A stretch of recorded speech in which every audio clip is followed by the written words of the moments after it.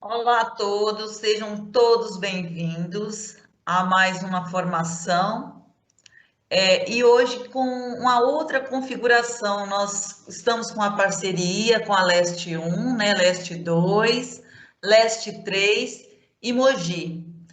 Então, assim, é uma TPC diferente. Hoje também nós temos um palestrante que vai trazer uma fala que contempla todos as áreas do conhecimento e pensamos numa coisa diferente que poderíamos estar atendendo a todos os segmentos e com essa parceria maravilhosa que só tem a aumentar. Hoje nós temos aqui a Leste 1, Leste 2, 3 e Mogi, mas com certeza nas próximas nós vamos estar com mais diretorias, porque essa é a configuração que a gente pensa para as próximas formações.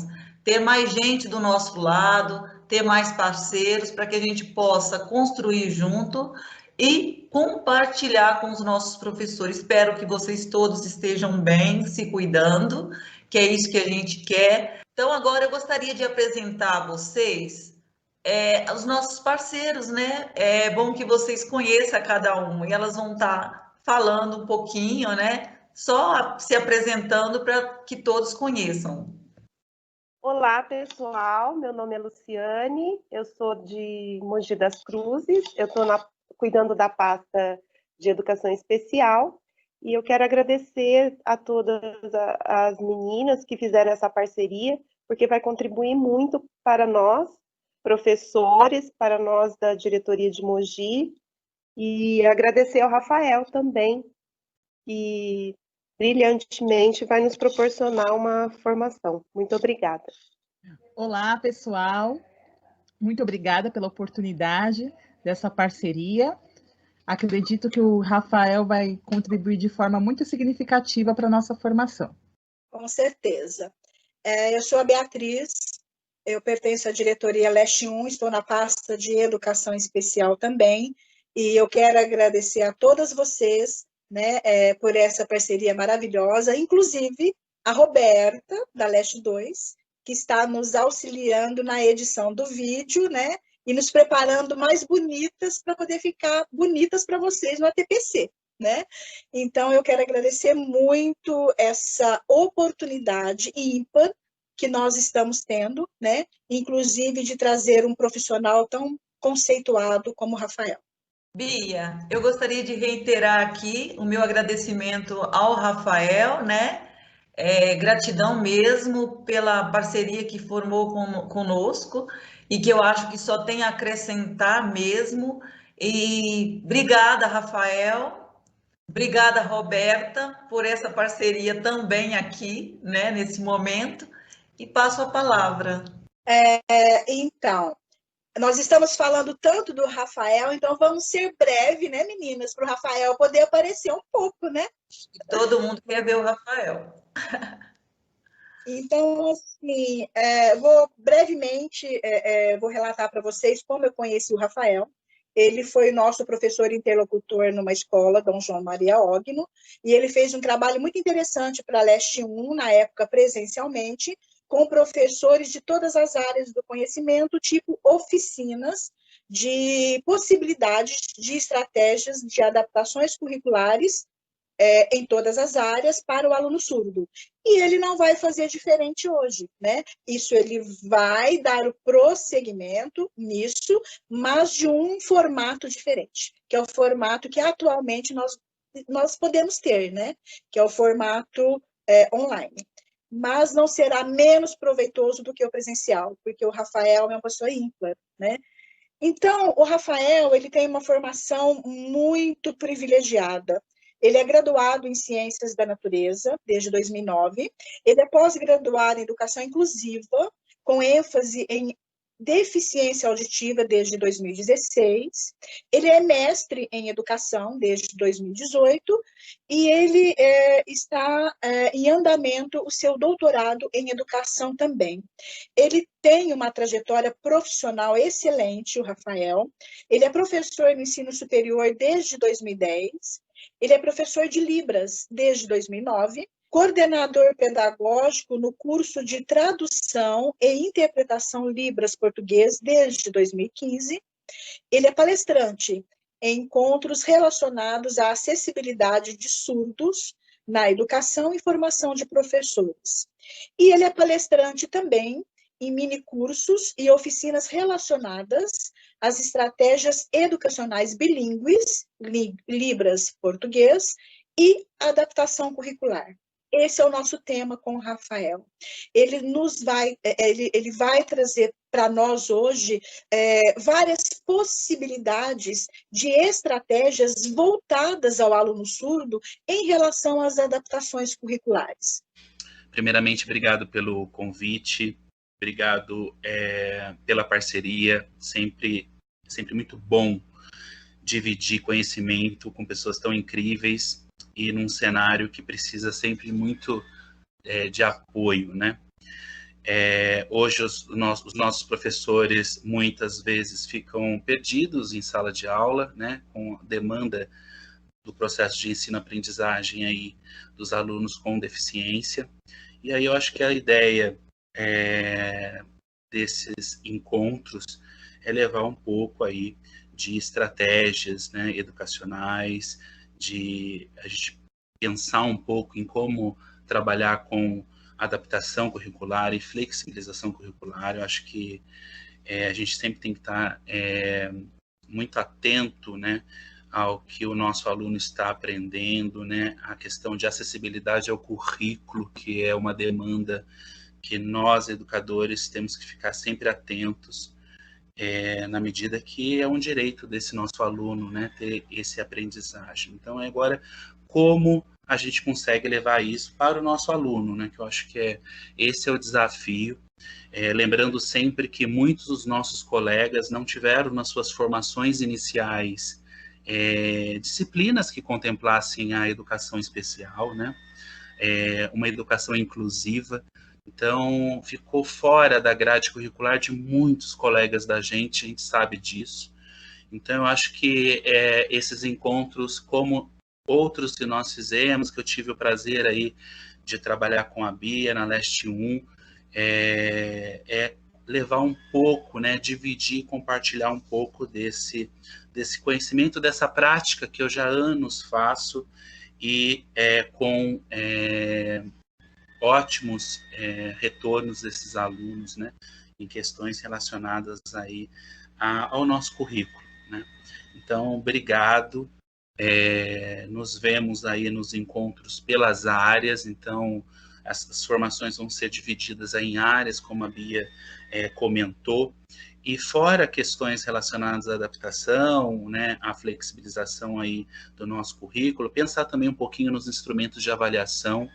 Eu acho que a gente também precisa, né, estar atento a isso, como avaliar o nosso aluno.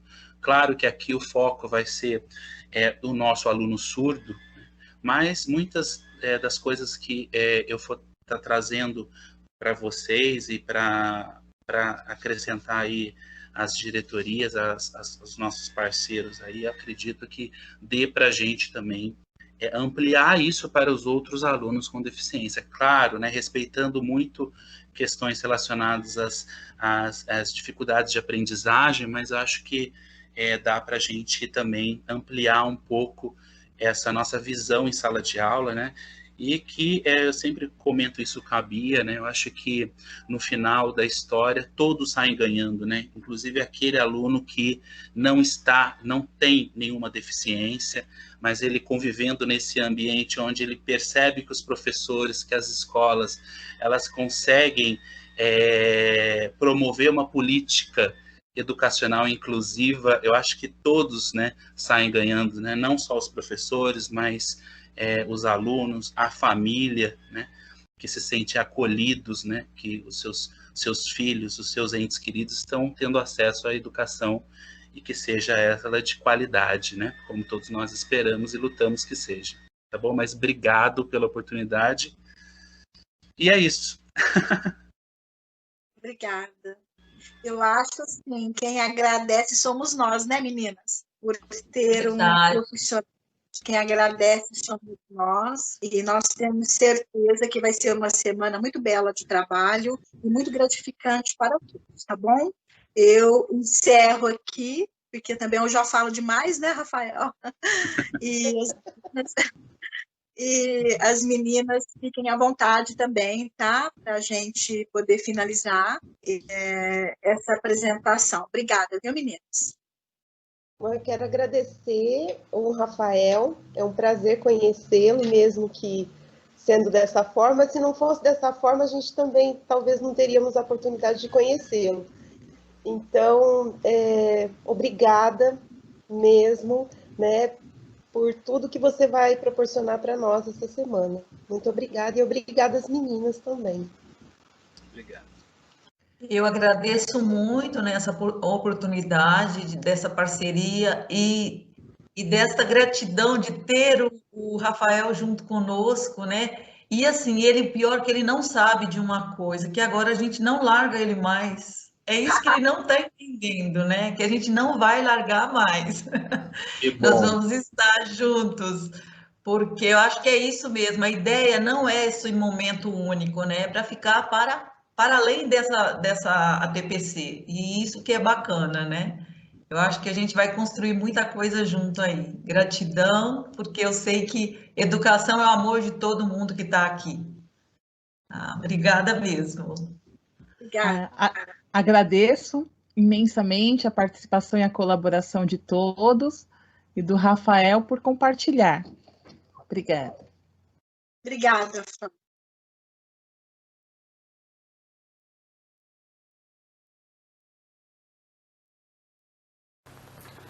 Olá, sejam bem-vindos a este encontro com o título Possibilidades de adaptações curriculares nas áreas do conhecimento para alunos surdos.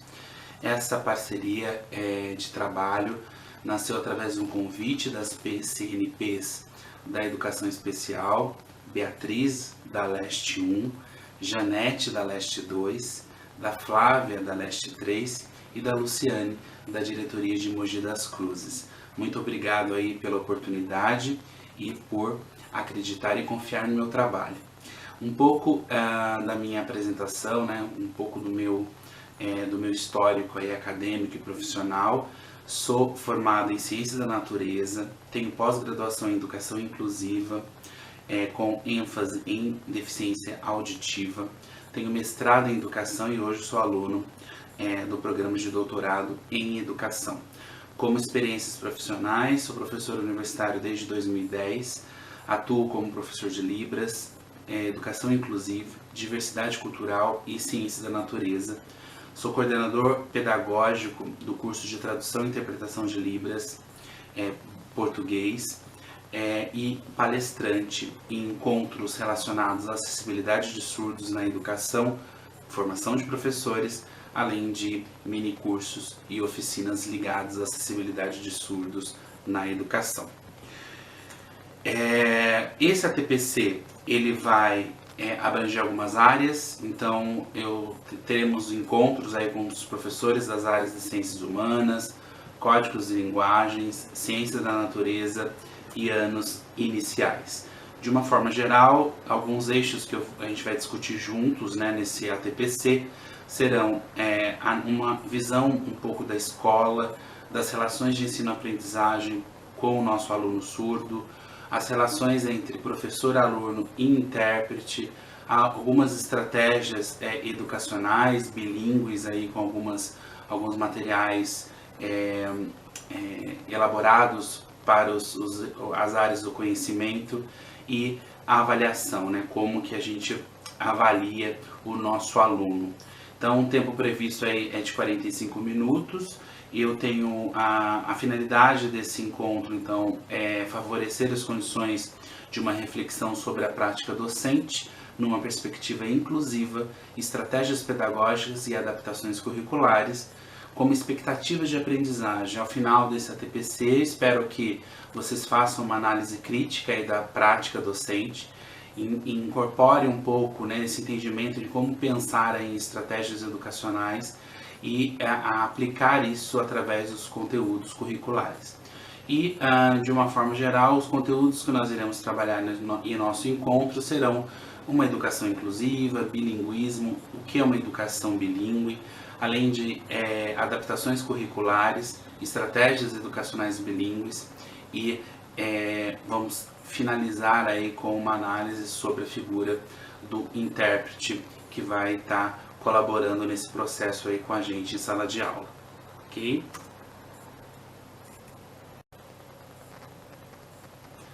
Dando continuidade nos saberes e práticas da inclusão. Então, inicialmente eu quero dividir um pouco com vocês a ideia do que é uma educação inclusiva, né? Então eu trago aí o material que vocês receberam no início dessa formação, vai trazer algumas referências para a gente analisar aí juntos, né? Então, na perspectiva aí da LBI, a educação inclusiva constitui o direito da pessoa com deficiência assegurado sistemas educacional inclusivo de todos os níveis de aprendizado ao longo da vida, de toda a vida, de forma a alcançar o máximo desenvolvimento possível de seus talentos e habilidades físicas, sensoriais, intelectuais e sociais, segundo suas características, interesses e necessidades de aprendizagem. Além disso, né, a gente tem que entender que essa perspectiva da educação inclusiva, ela tem que passar pelo nosso projeto político-pedagógico da escola, né, que é onde a gente vai colocar essas ideias norteadoras para estar aplicando na nossa unidade escolar. Lembrando que é no projeto político-pedagógico que a gente vai ter vamos pensar assuntos relacionados ao nosso currículo, né? Então, a gente propor aí que essa perspectiva inclusiva esteja nesse importante instrumento na nossa escola, ela é um primeiro passo aí de reflexão, né? Na sequência, eu trago para vocês uma análise do que é um bilinguismo, né? Então, uma das abordagens educacionais ao longo da história da educação de surdos, hoje utilizamos o bilinguismo. Mas o que é o bilinguismo, né? Então, é uma proposta em que o ensino nas escolas, ela propõe se tornar né, acessível à criança duas línguas no contexto escolar. Então a ideia, os estudos apontam, né, para a proposta como sendo a mais adequada para o ensino das crianças surdas. Lembrando que é considerada a língua de sinais como uma língua natural e um pressuposto para o ensino da língua escrita, no caso, a língua portuguesa. Então, a partir de 2002, nós somos um país bilíngue, então a Libras ela se tornou uma língua oficial no Brasil e mediante disso nós temos aí alguns instrumentos que analisam e pesquisas ao longo desses anos, trazendo que a proposta bilíngue é uma proposta hoje, essa abordagem, uma abordagem que favorece o nosso aluno em sala de aula. Em cima dessa abordagem, então, sempre no entendimento que a língua natural do surdo é Libras e na modalidade escrita a língua portuguesa. Então, em cima disso, nós podemos pensar na educação bilíngue, né? O que a gente considera de uma educação bilíngue. Então, ela envolve pelo menos duas línguas no contexto escolar. Então, as formas aí de proporcionar uma educação bilíngue a uma criança em uma escola depende de decisões políticas pedagógicas, aquelas que estão lá no nosso projeto político-pedagógico. Por isso que antes eu retomei aí essa necessidade da gente refletir a respeito do nosso projeto político da escola, né? Então, ao optar-se a oferecer uma educação bilíngue, a escola está assumindo uma política linguística, né, em que duas línguas irão coexistir. Então, como que a escola vai se organizar para que essas duas línguas elas coexistam, né? Então, lembrando sempre que a língua de instrução do surdo vai ser a Libras e na modalidade escrita a língua portuguesa. Então, como que a gente vai organizar essa proposta pedagógica na escola, considerando que essas duas línguas elas vão coexistir? Então, para a nossa realidade, muitas vezes pensando na escola de inclusão, né? Então a gente sempre pensa que como a gente pode favorecer esse nosso aluno quando a gente pensa no acesso que esse nosso aluno vai ter nas dependências da escola, na secretaria, na nossa cantina, com os próprios colegas, né, com os professores de uma forma geral. Então a gente tem que pensar que sempre é bom desenvolver atividades aí de inclusão na nossa escola para cada vez mais os pares desses alunos saibam Libras para justamente favorecer esse processo de comunicação, né? Então, no momento que a gente tem o acesso linguístico, a gente tem aí uma liberdade, e essa liberdade ela permeia aí por toda a nossa unidade escolar. Então, isso é muito importante que também isso esteja no nosso projeto político-pedagógico. Continuando as nossas reflexões, agora vamos relacionar as estratégias educacionais, a adaptação curricular a uma proposta político-pedagógica da unidade escolar. Então, passamos aí pela resolução R61, que ela traz alguns dados importantes com relação à adaptação curricular. Então, o texto ele fala de questões relacionadas ao planejamento de ações pedagógicas dos docentes, de forma a possibilitar variações no objetivo, no conteúdo, na metodologia e nas atividades de avaliação. Então, é um documento que traz isso, como a gente, algumas normativas com relação à adaptação curricular. Então, eu trago nesse documento que ele fala muito de questões relacionadas aí à deficiência intelectual, mas ele traz no anexo 3 um instrumento bem interessante para a gente aplicar na sala de aula, né? Que ele marca aí o período que foi dado, o nome, a data de nascimento, a série, o professor, mostra a disciplina e o período que esse aluno estuda. E aí tem alguns pontos interessantes nesse anexo, que ele trabalha com as expectativas de aprendizagem, as expectativas para o aluno com deficiência, as estratégias e atividades trabalhadas em aula e as estratégias e atividades para os alunos com deficiência.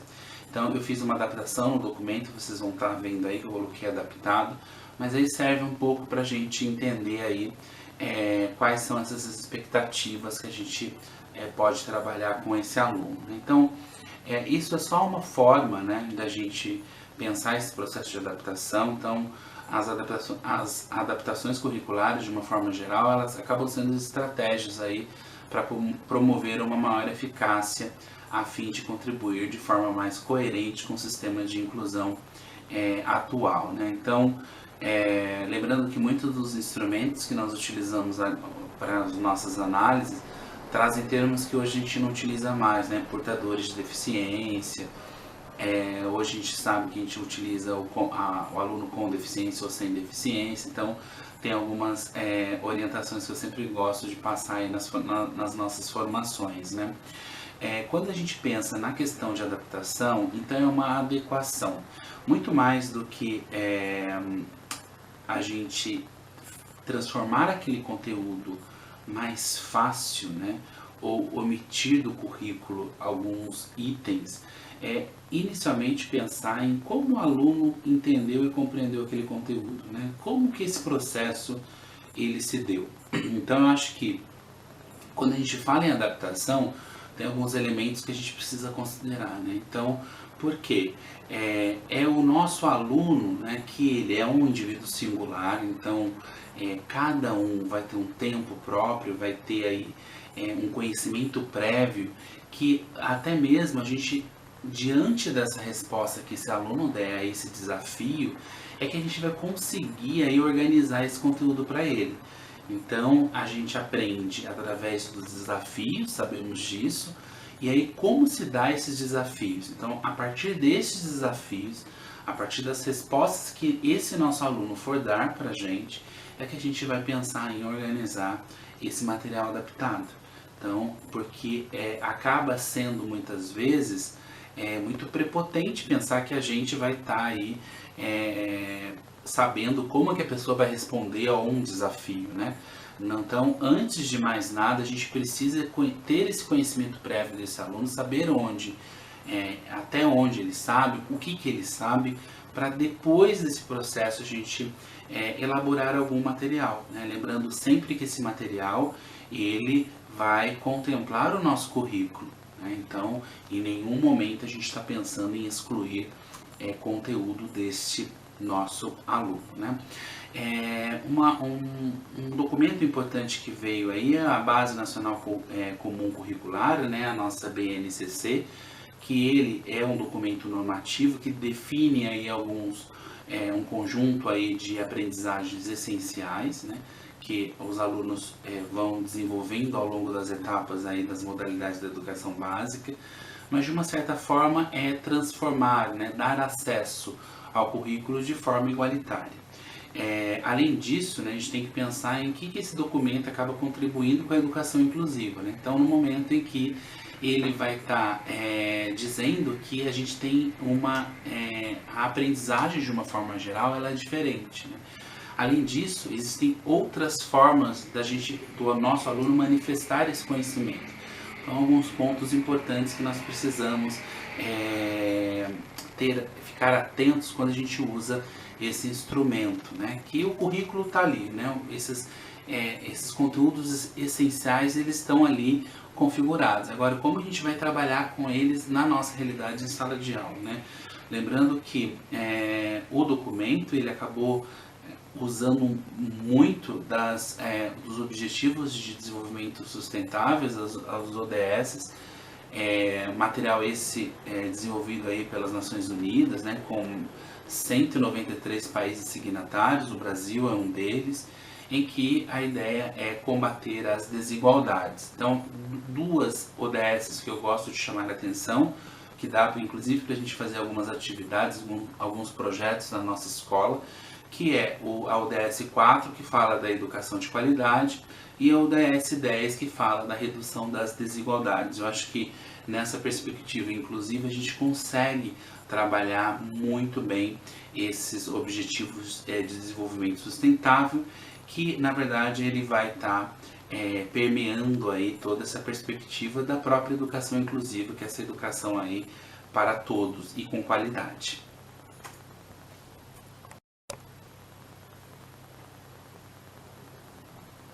Trago para vocês agora uma estratégia que nós utilizamos, eu digo nós porque eu contei, né, foi um trabalho em colaboração com a professora Márcia, professora de História. Até então nós trabalhávamos juntos na Escola Dom João Maria Ogno, em São Paulo, na cidade de São Paulo. Então essa estratégia de atividade, ela nasceu porque os alunos do primeiro ano do ensino médio, eles estavam tendo o conteúdo Renascimento. E aí, na época, estava chegando em São Paulo a exposição Os Mestres do Renascimento, no Centro Cultural Banco do Brasil, um espaço muito bonito, né? E que estava trazendo uma exposição falando da temática aí que os alunos estavam aprendendo. E aí, nós pensamos de um roteiro inicial, então, para a gente apresentar esse conteúdo para toda a sala, e na sequência a gente levaria esses alunos e aí depois nós faremos uma avaliação com relação a como que foi essa experiência, né?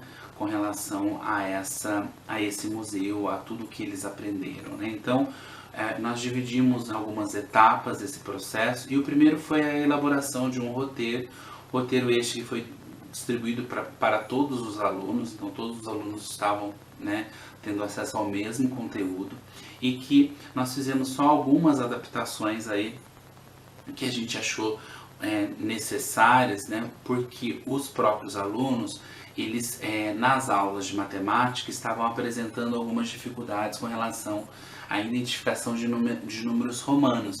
Então nós já incorporamos esse conhecimento prévio aí em nosso material. Então nós colocamos no material que vocês estão recebendo aí, vocês viram que lá no século XV a gente colocou entre parênteses o XV, século XVI o XVI, só para facilitar um pouco aí esse entendimento, essa fixação do nosso aluno, que já tinha anteriormente apresentado essa dificuldade, né, no aprendizado. Então, o que conteve esse roteiro inicialmente? Né? Algumas obras essas que algumas estariam lá no museu, então a professora foi falando, comentando, né, de toda essa riqueza desse momento histórico da humanidade, e eu era o professor interlocutor na época e fui usando Libras e comentando com esses alunos. Na época nós tínhamos 3 alunos. Então, percebam aí que tem várias obras no conteúdo, né? Então, obras aí, lembrando que o quadro de Leonardo da Vinci, que foi a Leda e o Cisne, ela também tinha um material na madeira em que favorecia aí a questão tátil, né, para cegos ou surdos cegos, né? Então a gente tem aí algumas obras, né, que estavam na exposição, outras que não estavam, mas é importante aí para o momento os alunos conhecerem, como a Mona Lisa. Mas de uma certa forma nós apresentamos algumas obras, a professora fez aí os comentários sobre o conteúdo e finalizamos esse roteiro prévio com um mapa da Itália, né, e aí a bandeira, comentando aí um pouco dessa estrutura geográfica para eles entenderem onde que essa manifestação cultural, né, estava acontecendo, e em algumas referências bibliográficas, caso os alunos queiram aí, precisassem fazer uma consulta numa biblioteca ou até mesmo na internet, tá? Então é um pouco isso. E aí, qual que é a ideia, né? Então, quando nós, né, retornamos dessa atividade, nós acabamos solicitando deles esse instrumento. Então, a sala inteira fez uma análise do passeio, desse conteúdo, e aí muitos, né, através desses relatos, nós tivemos a oportunidade aí de ter essa experiência, né, e dividir essa experiência com a sala, que muitos dos alunos surdos nunca tiveram ido conhecido, né, um museu na vida deles, né, e a média de idade deles aí era 16 a 17 anos. Então, perceba que atividades não formais, né, elas acabam também potencializando o ensino-aprendizagem. Então, tudo foi aí através de uma análise que nós fizemos aí previamente, lembrando que todos os alunos estavam aprendendo exatamente o mesmo item curricular. O que nós fizemos foi potencializar aí essa experiência para eles, visto que eles estavam aí tendo essa oportunidade de estar indo no museu, vendo aquele conteúdo que estava sendo aplicado na sala de aula. E aí, um pouco em cima da nossa BNCC, eu trago para vocês uma forma da gente organizar o nosso conteúdo, né? Então, esse conteúdo também pode ser trabalhado no Fundamental 2, então eu faço aí 2 paralelos. Então, primeiro, no Fund 2, através, né, da História e Geografia. Então, quais são os objetivos, né, nessa fase? Então, desenvolver a cognição, né, através aí da contextualização marcada por noções de tempo e espaço. Então, além disso, formação ética, direitos humanos, respeito ao ambiente e coletividade. Então, em cima disso, então eu fiz aí algumas seleções de conteúdo só para vocês entenderem como a gente pode organizar aí o nosso conteúdo. Então, na parte da história, no 7º ano é visto esse conteúdo através de qual unidade temática? Humanismo, Renascimento e o Novo Mundo. Quais os objetivos do conhecimento? Humanismo, uma nova visão do ser humano e do mundo. Renascimentos artísticos e culturais. E aí eu coloquei aí alguma habilidade aí relacionada a este objetivo e a essa unidade temática. A mesma coisa construir para vocês aí com relação ao ensino médio. Lembrando que no ensino médio a área das ciências humanas ela acaba integrando outras disciplinas, então entram a filosofia, entra a sociologia nessa discussão.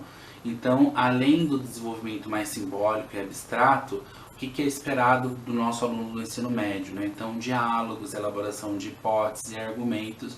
Então, esse conteúdo de história é aplicado no 1º ano do médio, unidade temática, o Renascimento, e aí as competências específicas e as habilidades que eu coloquei como sugestão. E lembrando que nós podemos incluir outras habilidades, não precisa só ser uma, né?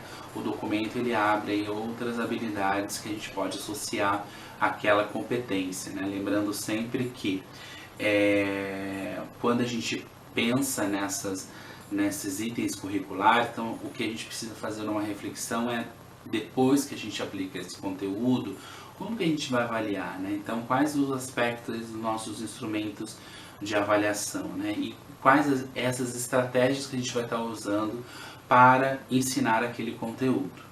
Além disso, é transformar a experiência desses alunos de uma maneira visual. Lembrando que é um tipo de experiência que não vai contemplar somente o aluno surdo, né? Ele vai contemplar todos os alunos da sala. Além disso, trazer questões relacionadas ao protagonismo desses alunos, né? Então, o trabalho colaborativo ajuda muito nesse processo, dos seus pares aí muitas vezes conseguirem entender e se ajudarem. Acho que a gente consegue extrair depois desses encontros, depois dos instrumentos gerados aí, a ideia original de o que esses alunos sabem e quais foram os desafios desse aluno para essa proposta e quais os recursos a gente consegue estar trazendo para aquele aluno com deficiência para transformar essa experiência de uma experiência mais significativa. Lembrando sempre que é através desses desafios que a gente vai acabando potencializando esse momento de aprendizagem desse aluno.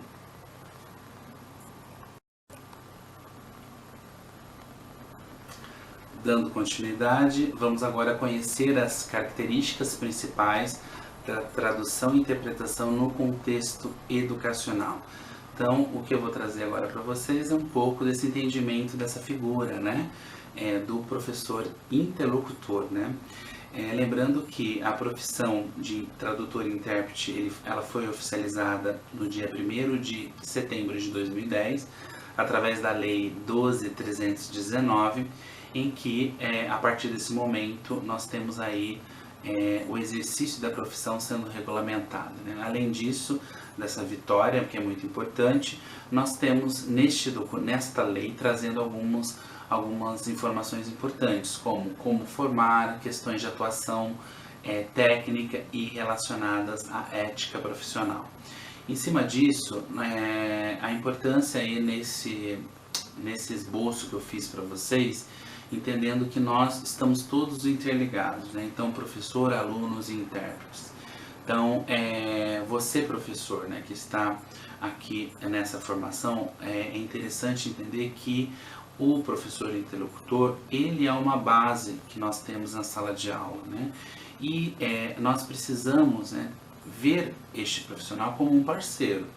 Então, além disso, né, dele, né, precisar da nossa ajuda muitas vezes, a gente precisa da ajuda deles. Então, a ideia original, né, quanto mais próximo ficar do professor e interlocutor e esse trabalho for de parceria, né, mais o nosso aluno sai ganhando nesse processo, porque automaticamente você vai ter, né, uma aula mais elaborada, com uma troca melhor, uma troca de experiência melhor, e aí automaticamente quem sai ganhando é o nosso aluno, né?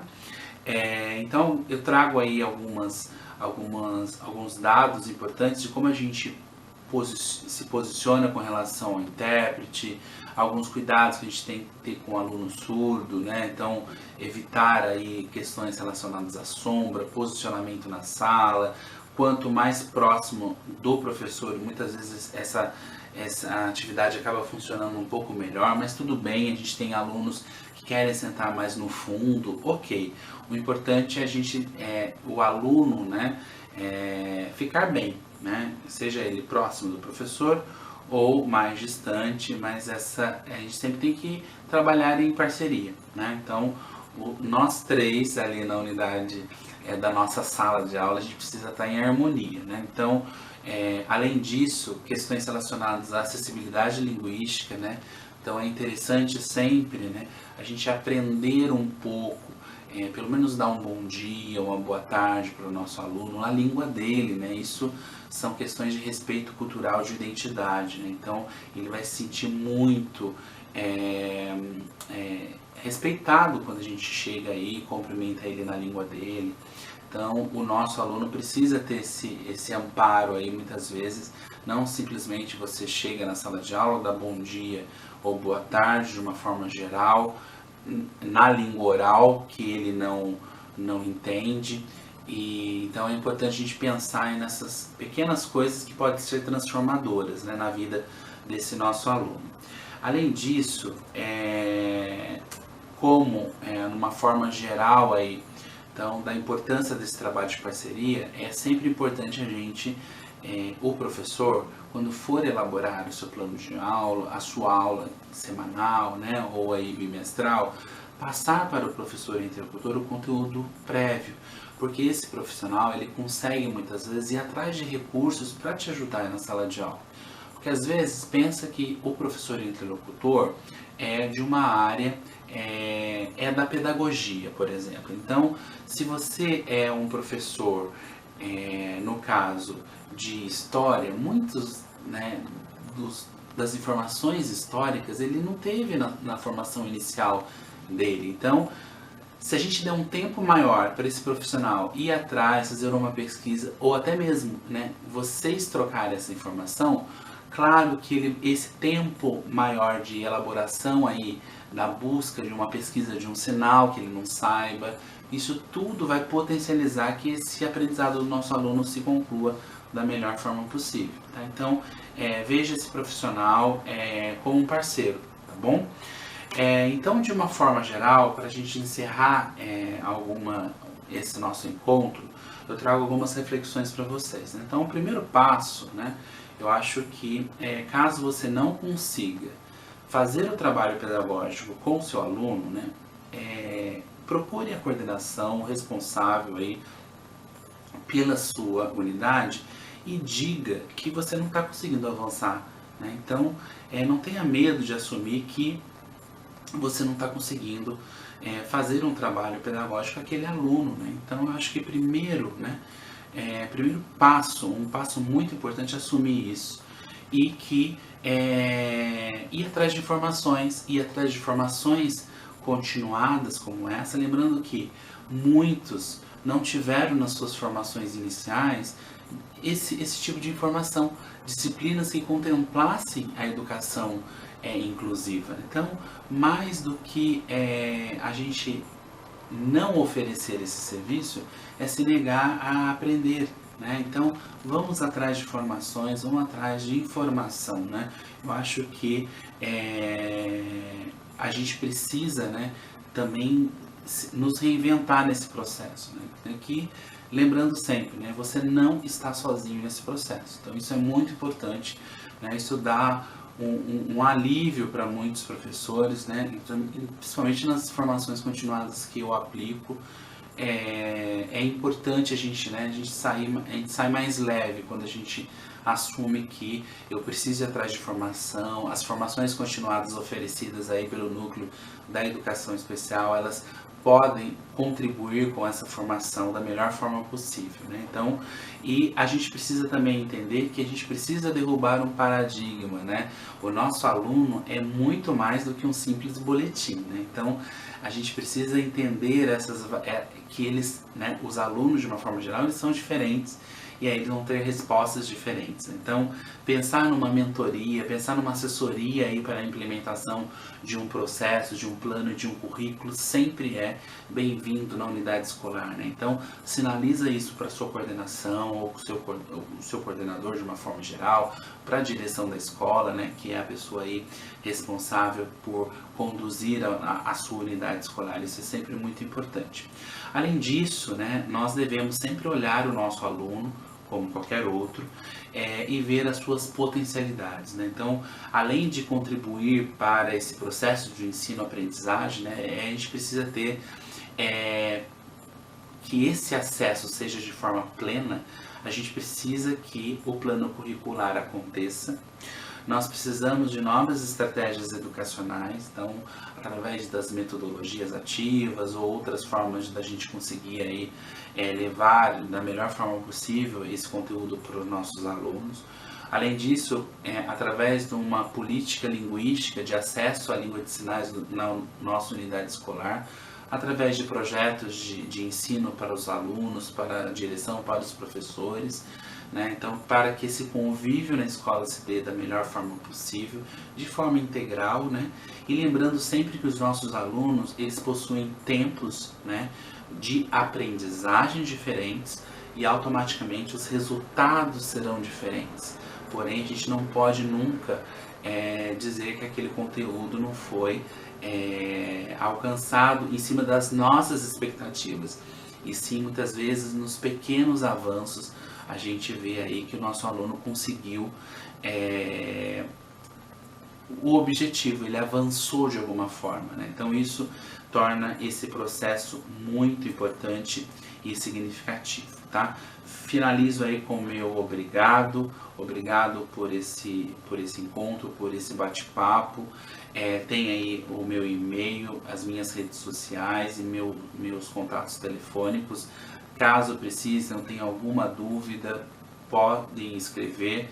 E eu estou aqui justamente para, lembrando, né, não é só uma forma de conduzir, de mostrar e dividir um pouco a minha experiência ao longo aí desses 10 anos em atividades, pensando na educação de surdos, para facilitar aí um pouco e contribuir um pouco com o dia a dia e a prática docente de vocês. Muito obrigado.